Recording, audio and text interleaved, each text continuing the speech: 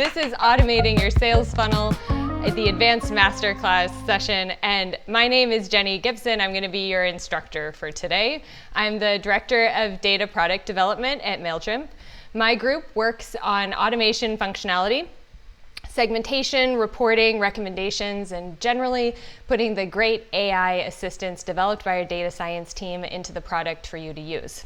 And I'm going to be joined today by my super cool dog, Argos, that you see down here. We're going to be doing a lot of demoing in today's session. So I needed a fake business account, and the best way to do that was to make one for Argos, where he is going to sell treats and pictures of himself and all sorts of great stuff. And we're going to use Argos's account to show you how to do some of our, use some of our best automation functionality. So we're going to start by talking about automation for personalization, which is going to be a little bit of strategy and some stats for you guys.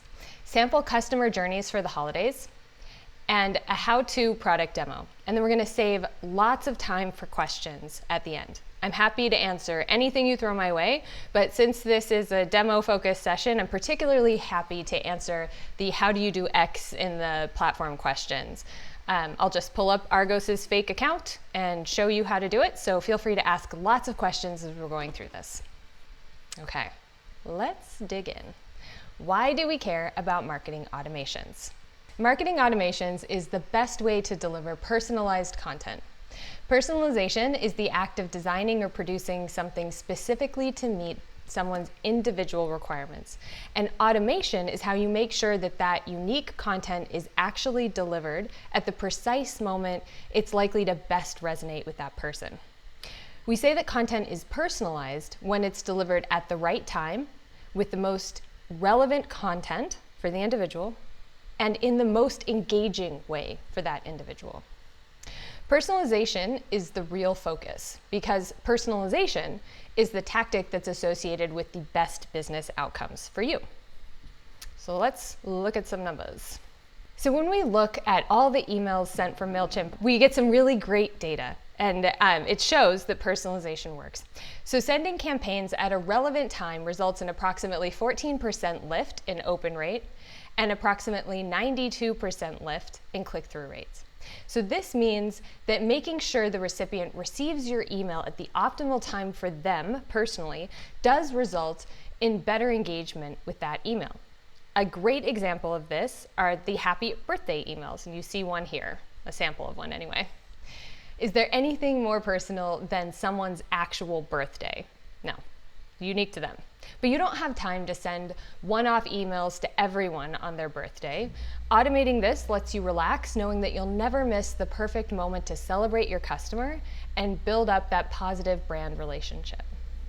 Next, let's think about the relevancy of that content.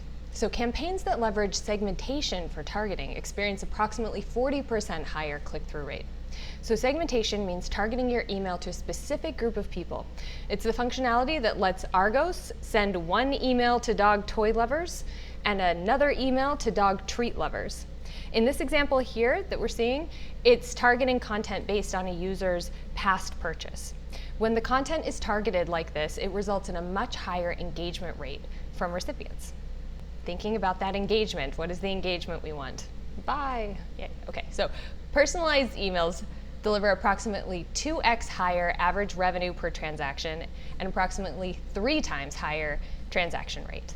So when we say personalized, we're thinking about emails that use scheduling functionality, automation, the customer journey builder, predicted segments or dynamic content or merge fields, which is how in this example we have here, it says, "Dear Jenny," that's an example of personalization. When you personalize the email and then ask the user to do something, like we see here, where they say sign up now for a class or buy something, they are substantially more likely to take that action. So personalization does work. It is worth the energy. We're going to look at a real life example. This is Argos. He's gorgeous. Little tooth. And this is an example of personalized emails that I receive for Argos. Our vet sends personalized emails as part of nurture campaigns, meaning they're really just educational content designed to make me like their brand more, and it totally works. I love this. Every time I get one, it happened back in July, and I remembered it now for this presentation. It's like one of my favorite ones. The one circled in particular stuck out with me because I've never really thought about Argos in the astrological context before. But they pulled his name into the subject line, and I couldn't not click it. It just made me start to think. And really, at the end of the day, what it makes me do is like the brand a little bit more, right? They are talking about Argos and Argos's zodiac sign, and I dig it. So why do we automate? We automate because personalization works. Because you're strapped for time during the holidays, and you have more contacts than you can really know personally. So you automate to make sure every email feels one-to-one for that individual, but saving you some time. Okay, common use cases for automations over the holidays. In this section, I'm going to show you several customer journey workflows that you can set up now so you're ready to go for the holidays. But a couple things to know. Customer Journey Builder is an automated workflow tool. Workflows allow you to customize when a user is going to receive an email based on their specific behaviors. They're comprised of starting points or triggers, so these are things that kick off the next section or the next step in a workflow. Actions, which is work that the journey is doing on your behalf, so sending emails, generating tags, things like that. And rules, which determine when a person goes down to the next step or what path they go in. And I'm going to explain these in more detail as we go through the next slides. We're going to share out these slides with you so you can look at them in your own time. And we're going to dig in the actual demo. And the demo is, I think, when it's all going to start to make the most sense. Customer journeys are available to standard plan users, but we have some simple automations available for free customers too. The free versions are one trigger, one email packages that are great for starting out with email automation. But because this is an advanced course, we're going to focus more on those rich workflows. And if you're a free user, you can take a look, see if this makes sense for your business. Okay, so let's dig in. Thinking about your sales funnel during the holidays. This is a very standard sales funnel. In fact, it's a very simplified sales funnel. It's comprised of 3 phases in the funnel: awareness, consideration, and purchase. So awareness is when the person is learning about your brand. They're learning about the types of products that you sell. This is kind of that, think about Argos's emails, they're falling in that phase of nurture. Consideration is when a person is considered in market for a purchase.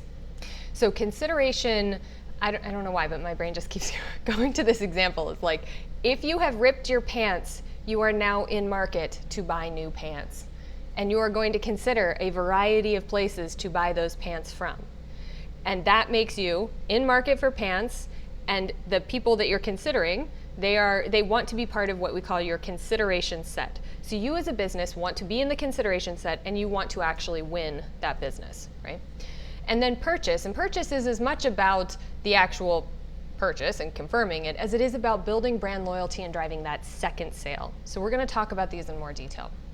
But during the holidays, you're driving a lot of traffic to your site. So those color bubbles on the top driving into the funnel. You are doing social ads, paid ads, search, SEO, SEM, and then just generally getting more traffic to your site organically because it's the holidays. You want to make the most of this traffic whenever someone hits your website by having automation set up well in advance. So we are going to use Argos to help us understand these concepts. Argos has built out, he's a very advanced dog. He has built out a website for himself where he sells pictures and he sells dog toys and treats, I guess things dogs are interested in. The first thing that he has automated is a pop-up form.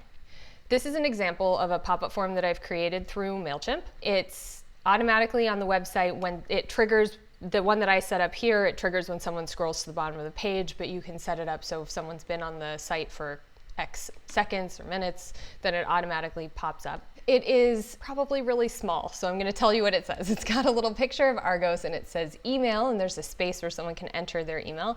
And then we have some information, some questions that Argos is asking them about themselves. So it says, what kind of dog products are you into? And it's toys, treats, and cute outfits. And then it says, who are your favorite dogs? And then these are 3 dogs, I know. Using this opportunity, this kind of golden moment where you're engaging the person and they're actually hitting their keyboard and they're putting their email address in, they are more likely to give you some information about their interests, and you're going to use that kind of data later when you're customizing the workflows. So don't miss out on the very first automation that you should have, which is a form to capture signups for your newsletters. Okay, let's take a look at some of the customer journeys that we recommend you have set up for people who hit your site and are in that awareness phase. The first one is a welcome flow. We're really going to look at this when we do the demo, when we open up the actual platform and dig into this. But at a high level, let me tell you what the steps are. So what you're seeing here, this is the initiating trigger. So it says when someone signs up for your audience, and that would be someone putting their email address in that pop-up form, or you maybe manually add a new contact, they're added to your audience. Then we have a rule here that says wait 5 hours. Then we have an action, which is send an email. And they get one that says like, welcome to Team Argos, we're happy you're here. Then there is a branch, and that branch says, did people click on that email, the welcome email? If yes, send them down this path. If no, send them down this other path. So you welcome new contacts to engage them the moment they show interest in your brand. And you can track their interest based on email engagement. Did they click the email? Did they open the email? What did they click in the email? That's kind of email engagement. You can track their interests so you know how frequently to email them going forward. You understand kind of what things they're interested in, which links did they click. You can really start to collect some good data about people with these welcome flows. Next, how to do some educational nurture. So thinking back to those Argos emails from his vet, those are nurture emails. They're making me like them, so when they try to sell me something, I'm more likely to go for it. When they tell me that it's time to get Argos's teeth cleaned, I'm like, yeah, you really did make me laugh with that Zodiac email. I'm gonna go ahead and do it. I would have done it anyway, I take good care of them. You can develop multiple versions of your welcome content and use the customer journey builder to target the right one to each person. If you think back to that pop-up form, right, Argos had on his website, he collected information about the types of products we're interested in, and now is using that to send emails to people that they're more likely to open because they're targeted based on content. So in this example here, we have, does a person belong to the product interest group of toys? If they do, they're gonna go down this path and get a special email that's targeted at dog toys, people who like dog toys. And if not, they're gonna go down this no path and get a more generic email. So there are other things that you can do other ways you can capture information about people before they've even made a purchase. You can actually generate like tags and data that you store around the links that they've clicked in the emails you've sent them. You can pay attention to which pages they've visited on your website, and then do what Argos did and use that self-report data too.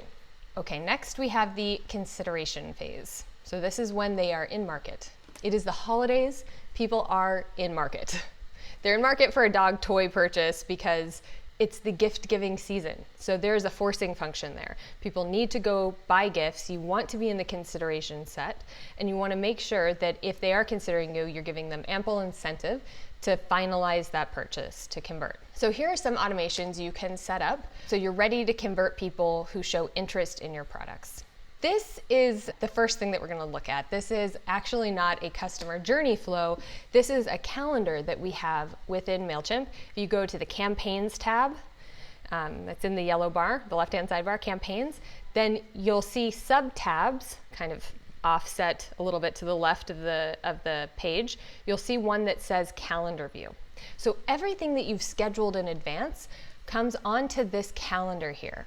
And you can start to use that to map out and visualize your entire month of November, December, moving into the next year. So you've done all of your marketing planning in advance. The key is doing it in advance because this is labor-intensive work. You've got to get all your content in there. You want to draft the emails, you need to schedule, and you need to segment them. So October might feel early, but it really isn't. Start now.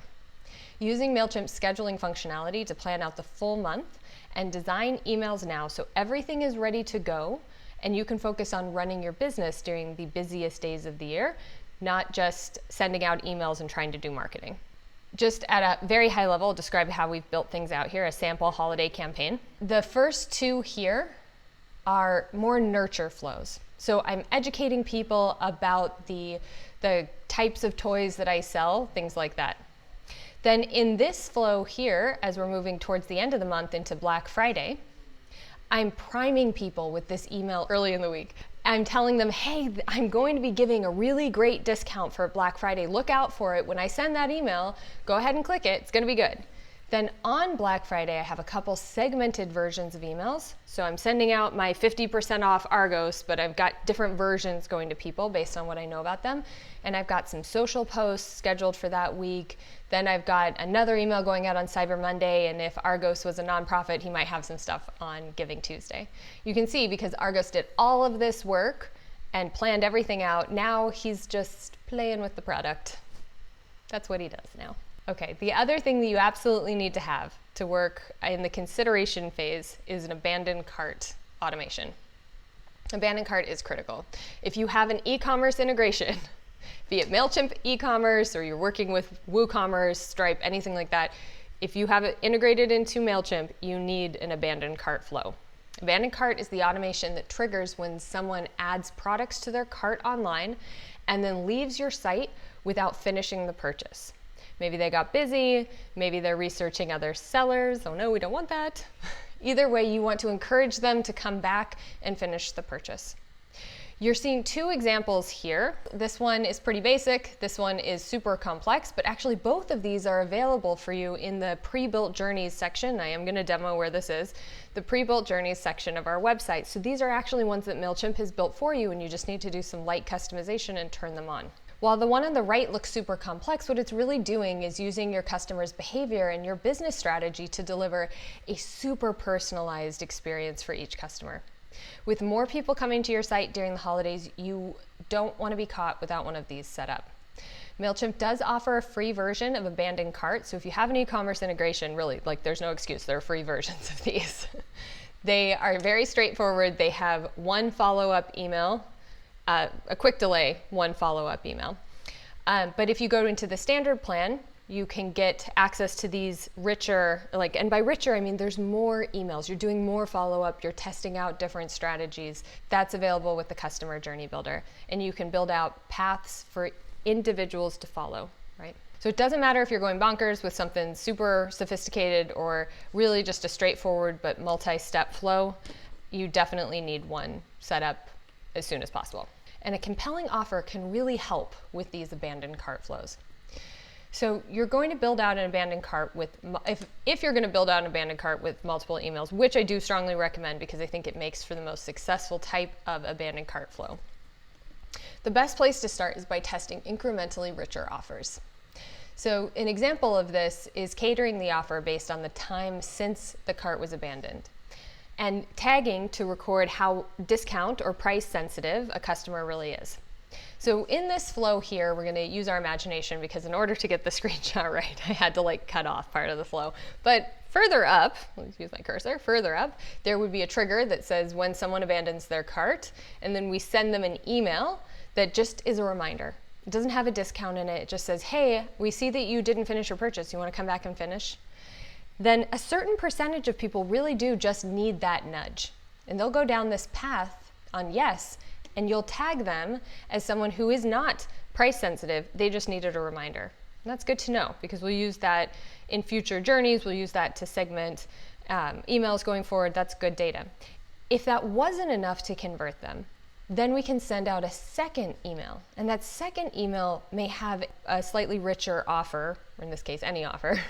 This one says 20% off if you come back now and finish your purchase, right? And then you kind of replicate that same process and you say, was 20% off enough to convert this person? And if yes, we'll tag them and say, oh, they are a little bit more discount or price sensitive. This is a great way to test out price elasticity overall for your products and understand really at what price point and what discount are people more likely to buy. There is a cap on this though. At some point the margins and the ROI on this doesn't make sense and you don't want to give away too much. You have to build these out truly knowing your business and the types of products that you're selling. But this is a great way to test different types of offers and maybe you give a free shipping offer, something like that before you move into 20% off your total order or something like that.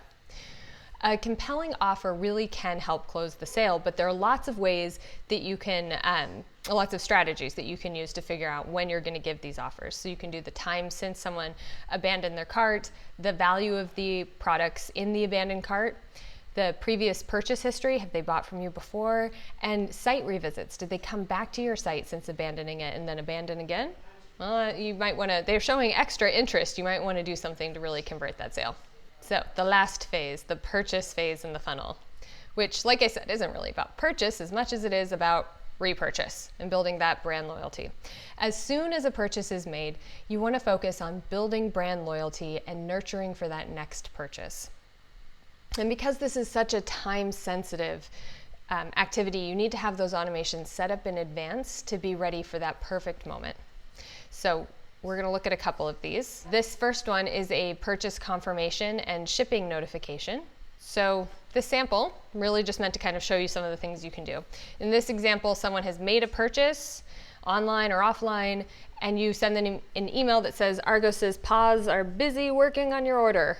And then you, using our API trigger, connect to your shipping vendor, and you're able to use that to trigger when they are going to send an email about when the package has been shipped or something like that.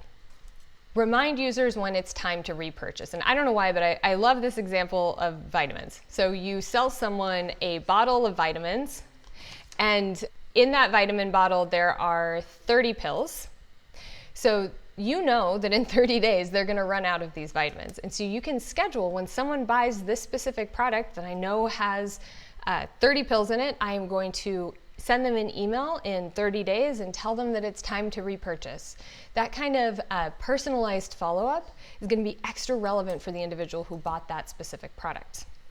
Everyone's favorite, because a lot of people don't know that MailChimp can do this, sending a survey to collect information to collect feedback about a user's purchase and experience with your brand. It's a great way to engage people. It actually is a new tool and a new action that you'll see in our sidebar, so I'll demo this a little bit. But in this flow that we have here, someone makes a purchase and we send them a survey, and then we track whether they have completed the survey or not. So MailChimp lets you build out these custom surveys and generate tags based on the feedback users provide in the survey.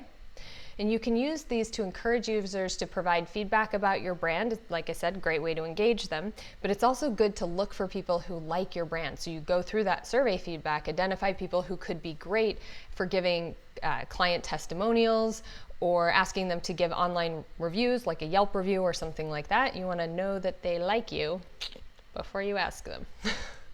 There we have most of the automation flows or customer journeys that we recommend you set up. But MailChimp has a ton of other automation functionality, and I want to review a couple of the ones that I think are particularly great and not frequently used. So the first one is segmentation. This is a free tool for everyone. Segmentation is really the act of building cohorts from your audience. So you can build your own custom segments based on a variety of attributes, but you can also let MailChimp generate segments for you. And this is an example. Here we see email engagement. So MailChimp kind of creates these groups or cohorts for you based on the activities engagement from your users. So did they open or did they click your emails? We'll group them into people who often do that or people who rarely do that. And what you want to do is use those segments to your advantage effectively. So often you may communicate with them more frequently because you know they have an affinity for your brand, they're likely to enjoy your content, great stuff there. Rarely, you really only want to communicate with them when you have a great offer, something truly important to tell them, because they very rarely engage with your content, even if they're buying from you frequently. Some people just don't like getting a lot of emails. You don't want to risk them unsubscribing. So there are different tactics associated with understanding how people engage with emails, but segmentation is really the tool behind that kind of personalization. Next are personalized product recommendations. And this is another free tool. All you have to have is an integration, an e-commerce integration. Again, any vendor or a MailChimp store. Personalized product recommendations are developed by our data science team, and it looks at all the products you sell, everything in your catalog, and inserts the ones that are most likely to resonate with that individual recipient. So I may get 3 pictures of shirts, and Sally may get 3 pictures of shoes, and that's because I'm more likely to buy shirts and she's more likely to buy shoes. But MailChimp does all the work for that, and we'll tell you what's most likely to resonate with that individual. So you can let MailChimp recommend the ideal products for each recipient if you have, these are the requirements, a store integrated, 10 products in your catalog, at least 10 products in your catalog, 50 customers, and at least 500 orders in the past year. But if you don't meet those requirements, don't worry. There are 2 other things that you can do under personalized product recommendations. You can insert your best sellers or your newest arrivals. And these are particularly great for customer journeys because customer journeys are always on. People are constantly flowing through those journeys.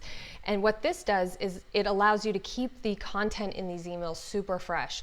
So at the time, let's say Sally made a purchase last month and she's making her way through the flow, and I made one this month, your best sellers month to month are probably different. So she'll get an email with last month's and I'll get an email with this month's. Much more likely to convert when you've got that fresh and relevant content. Okay, merge tags. Okay, this is another free tool. I feel like not enough people use merge tags because they look kind of scary with that like star and pipe, but this is how you insert, like when we saw the Argos personalization emails where it said, you know, Argos's zodiac sign, pulling someone's name in is done through these merge fields. So when you see an email that says, hey Jenny, happy birthday, they used merge tags to do that. And I'll demo how to pull those in just a second. Merge tags are fields in the contact record that can be pulled into the email and will populate with information from that specific individual for that specific individual receiving the email. Thinking back to Argos, right? We saw how having his name in the subject really did, it was compelling for me, right? And we find that names in subject lines or personalized information in subject lines really do perform better. So you can leverage dozens of pre-built merge fields that we already have. And this is an example of an area where you can kind of start to build out what's right for your business. You can generate your own custom merge fields and populate them with data that you want pulled into emails for people. And last is my absolute favorite, dynamic content. I feel like no one knows about dynamic content, but I will show you how to use it during this demo. Dynamic content lets you insert custom content blocks into an email that will only display for users that match that content block criteria.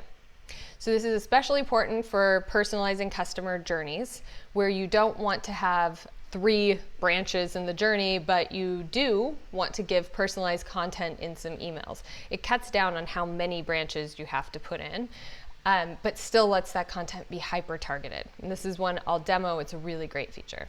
And speaking of demo, let's do a demo. So hopefully you are all seeing my screen now, and I'm just moving things around in Zoom so I can actually use my fake Argos account.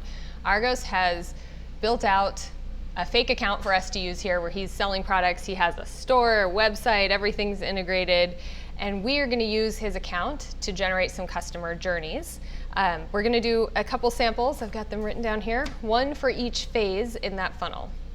So the first thing we're going to do is for that, you know what? I want to show you how I did that actually. Okay, so you're here on your dashboard. This little like points connected by a squiggle, this is the automation tab.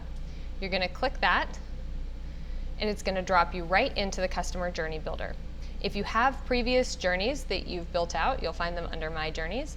Otherwise, you'll hang out here on the Explore tab, and as you scroll down, you'll see pre-built journeys that we've designed for you. So like I said, we're going to go through those 3 phases of the sales funnel, and the first one that we're going to do is a welcome automation. So you can see we've got a couple different welcome ones in here, but we're going to start with this easy one on the top. And actually, if you don't want to use a pre-built journey, you can always just click create from scratch and go nuts building out your custom flow.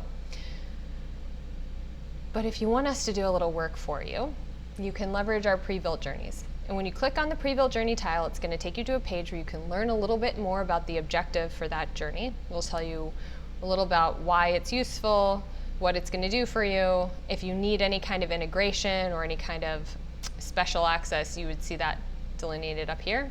You can see a sample of the journey here, so we can zoom out, pan around, see how it works. Yay. And if you scroll down, you'll see some similar journeys that we recommend to people. So let's go ahead and create this journey. I'm going to hit create. It's going to ask you for your audience, and I only have one, Argos's audience. Okay, so it automatically throws you into what we call the canvas with steps pre-populated for you. So let's talk through these steps. So the first thing you're seeing up here with the yellow, that's the starting point, or it's the initiating trigger. So when someone signs up for your audience, then they're going to get an email. So think about a contact as a marble, and it's just making its way through the flow. And you're constantly dropping new contacts into these flows, right?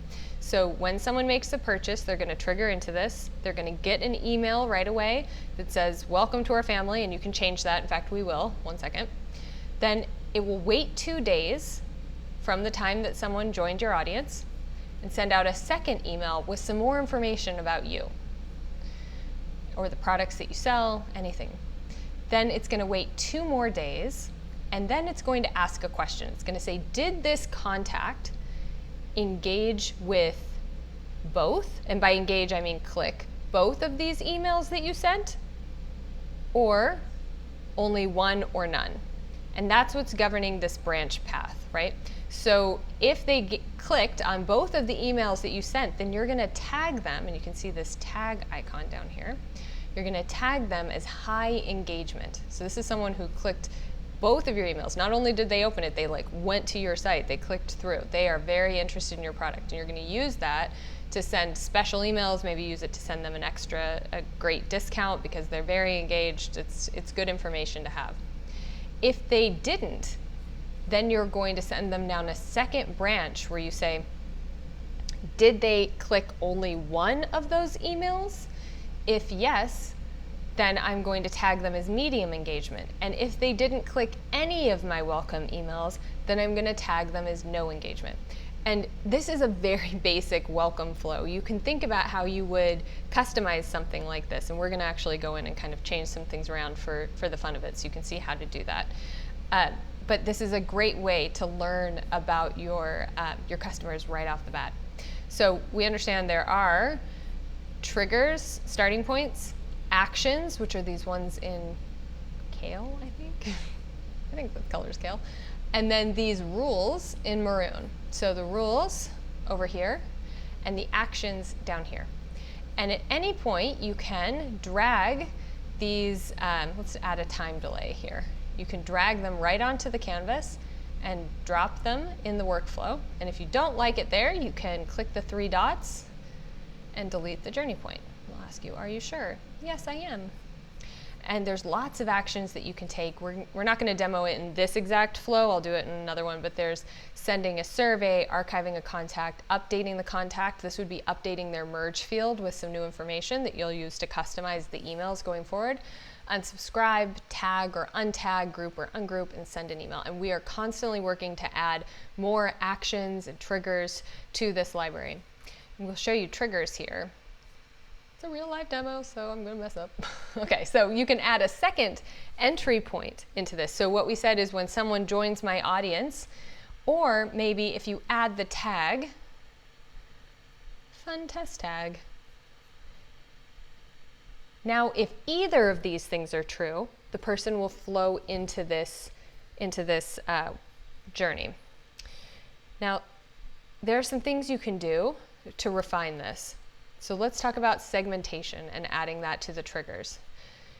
You can click on this and say, I want to kick this journey off for everyone who signs up, but I really only want everyone who signs up and is interested in dog toys, because Argos is very interested in dog toys and really just wants to talk to people who get him and are interested in dog toys. So you click this Get More Specific about who can enter this map link. And it's going to let you, contacts from a custom segment, add some criteria here.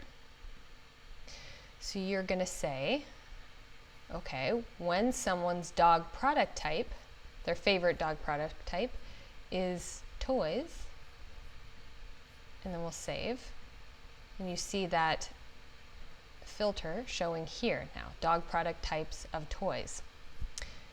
My yikes is because my demo is not going as fast as I'm going to have to pick up my speed here. Okay, so you can add some filters to these triggers to make them even more specific. If you try to turn this journey on, it is going to throw you an error. Yes, it did. Okay, so it's gonna kind of protect you from sending something off without really good content in it. It's gonna tell you you need to go back and edit these 2 emails before you can turn it on. And right now I'm not gonna do that because I wanna show you a couple more journeys. So I'm not gonna turn this specific journey on, but it shows you the ones that you need to go back and update. Let's take a look at another one in the funnel that we recommend. So that was for awareness, welcome. Then we move into consideration. For consideration, we really want an abandoned cart. So let's do send multiple offers to people who have abandoned their cart and build out this journey. Hit continue. Okay, so I have to select my store, and this is the Argos Inc. store. And it is going to build out an abandoned cart flow for me. Awesome. So what you're seeing here, we talked about all the elements. You can customize it if you want. It's going to have a standard abandoned cart email already populated for you that's going to pull in the items that the person abandoned, that they left in their cart. And then you have the chance to come down here and edit some of the email content and make it a little bit more personalized. So let's play around with one of these. I'm going to show you how to do a couple things all at once. So if you're in here and you're building out your abandoned cart email, or follow-up email in this case, you may want to say, hey, and then the person's name, right? And so the way that we do that, to move these Zoom things, okay, the way that we do that is with these merge tags. So you see these drop downs here. These are all of the merge tags associated with Argos's account, and I could create more at any time if I wanted to. So I'm going to say, hey, first name. Psych, I didn't do that right. My cursor must have been in the wrong spot. Okay, come buy some dog toys. Okay. Not going to be winning any prizes for great literature here. But below it, I want to send them some personalized product recommendations. So you can see we have product recommendations and personalized product recommendations here, right? So I'm going to pull in the personalized product recommendation block below. And this is where I can decide if I want MailChimp to recommend some products specific for this person, if I want to do bestsellers or new arrivals. And Argos just doesn't sell enough products to do personalized recommendations, but I strongly recommend if you can take advantage of that. It performs really well. It's great for keeping journeys fresh and keeping that content relevant for people. And you can customize what people see. So you can say, oh, I want them to see 3 products. So pretty awesome. Then we can hit save. Okay, so let's look at dynamic content. You can use dynamic content with any block, but let's say, okay, I've done some personalized recommendations, but if the person has told me that they are really into dog toys, I am going to show them an extra image below here. So I am going to show them a special product. Did I bring in a product instead of an image? Whatever, we're running with it. A picture of Argos that I'm selling for $10,000 because I think he's super valuable. And I turn that into dynamic content. So that's this button up here. You hit dynamic content and you say, I only want to show this specific picture of Argos to people who have told me that their favorite dog is Argos. So then I confirm. I hit save, save and close, and then you'll see a little green dot show up here. So this means that dynamic content is enabled for this particular content block in the email. So every time this email sends with the journey, it's going to show people the best products for them. And then if they meet this specific extra criteria, then I'm going to show them this great picture of Argos because he's so stinking cute. Okay, let's look at one last flow. So this is the journey that I just turned on. And if I go back into it, I'll be able to see how that journey is performing. So you see here they have some stats on this email. I mean, no one's gone through it yet, but it would tell me how many times it's sent, the open rates, and if I click this icon, it will take me to a more detailed report about this specific email. If I had some tags in here, it would show me how many times those tags had been added or removed, some summary stats over here, how many people had made it through the journey. It's really important when you turn these on to come back regularly and make sure they're still performing well. And you can pause and edit them anytime, add content, change, remove, anything you want to do. Okay, last flow, and then we're going to do questions. I want to show promoting cross-sell opportunities because this is really valuable for that purchase phase. After someone has made a purchase, you can cross-sell and let them know about other things that they should buy from you as well. So if you sell phones, you may send them a follow-up email about the accessories that you also sell. And in this example, we're going to use Argos. And if someone is crazy enough to spend $10,000 on a picture for Argos, I think maybe they'd like to buy this $50,000 picture of my dog Argos. If any of you out there want to spend $50,000 on a picture of my dog Argos, I'm open for business. So, okay, in this journey, someone drops in when they've purchased this specific product, right? There's a delay, and then they say, the journey says, have they bought, during this time, this delay, have they bought a second picture of Argos? Yes, no. If they have, they're going to get an email that just says, hey, according to this flow, they're going to get an email that says, hey, hope you liked your purchase. But I'm going to delete that because if they did buy $60,000 worth of Argos pictures, I really want to know about them. So I'm going to use this send a survey that I'm dragging in and dropping. I'm going to delete the email.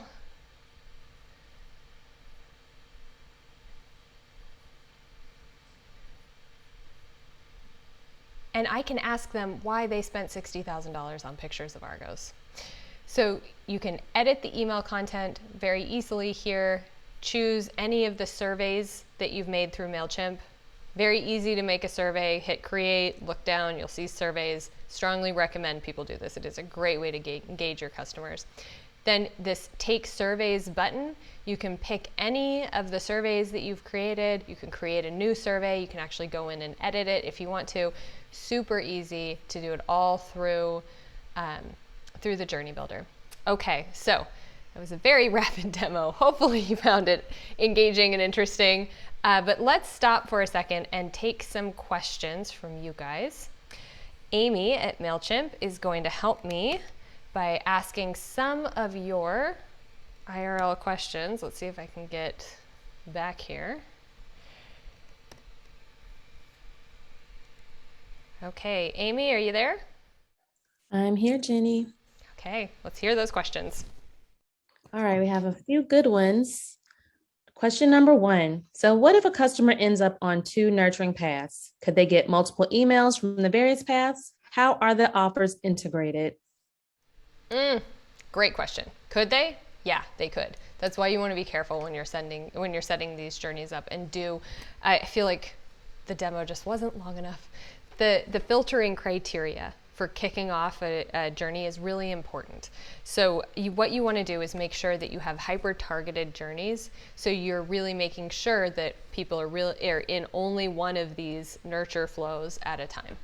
But use the filter capabilities to make sure that it's targeted and you don't have people ending up in multiple journeys at the same time.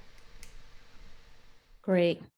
All right. Is it possible to reduce emails in case someone comes over several triggers? For example, if they signed up for a newsletter, adding products to carts, and then registering for an event? Is it possible to reduce emails? Yes. So you can filter them out that same way. So you can say if someone, and so we didn't really look at it, but that branching criteria is where you'll add another filter to.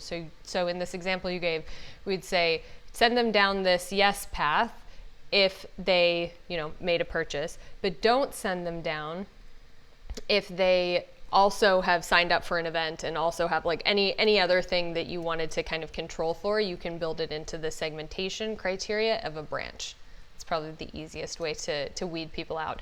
And then if they go down that no path, then you just remove them from the journey. So that's like, we showed adding more steps, but effectively at the end of a branch, if the answer is no, then you'll see a little gray icon that says end of journey, and they'll end up just kind of exiting the flow. Got it. Okay. So, what are the types of automations available, if any, for businesses that do not have their store connected to their MailChimp account? Yeah, there are a ton actually. You can recreate a lot of these things by saying when a user is tagged. So let's say you don't have your store integrated, but you are keeping track of purchases. Me use my dad as an example. So he has a company and he doesn't have an e-commerce integration. He does sales directly with people, but he tags them as someone who made a purchase. So when he adds that tag to the content record, then they do end up joining the same type of welcome flow or the same kind of purchase nurture flow. It's a little bit more manual for him because it's not done through the direct e-commerce integration. There's lots of ways to do that though. Okay. How long of a time delay do you recommend for different emails? For example, welcome emails versus promo emails, etc. Yeah, so it really depends on your business, which I know is a not cool answer to give, and the type of product that you're selling. But if we're speaking in generalities, right? Promo emails tend to be oriented around an action that you want a person to take and tend to be a little bit more time sensitive, so you'd want a smaller delay there versus something like a purchase follow-up flow like the vitamin example that we gave, where you could say maybe wait 30 days or wait a much longer time for them to experience your product or use up your product or whatever it is based on the product that they've purchased. But if it's like an abandoned cart flow, or if it's something like they've just joined your newsletter and you want to reach out to them, we recommend the delays there be much smaller. All right, next question. With regards to collecting information in the email capture pop-up, how many fields is too much before it negatively impacts sign-up conversion? Right now, we're only asking for email address, not even the first or last name. Okay. So I would definitely ask for more than the email address, but the truth is I don't have a great answer for you on exactly like how much is too much. I'll say, because I'm full of opinions, right? Like I tend to think you can get away with maybe a small handful, like 3 to 5 questions, and 5 would be really pushing it. You don't want people to spend very much time on this form. You want them to come back to your website because you're thinking about it as something that's actually disruptive to your website engagement process, right? So someone is on your website and they're scrolling around, right? And they're doing something and you're throwing a pop-up form, and that is jarring, right? If you're on a website and people throw pop-up forms, you kind of know as a user, you're like, I don't love that.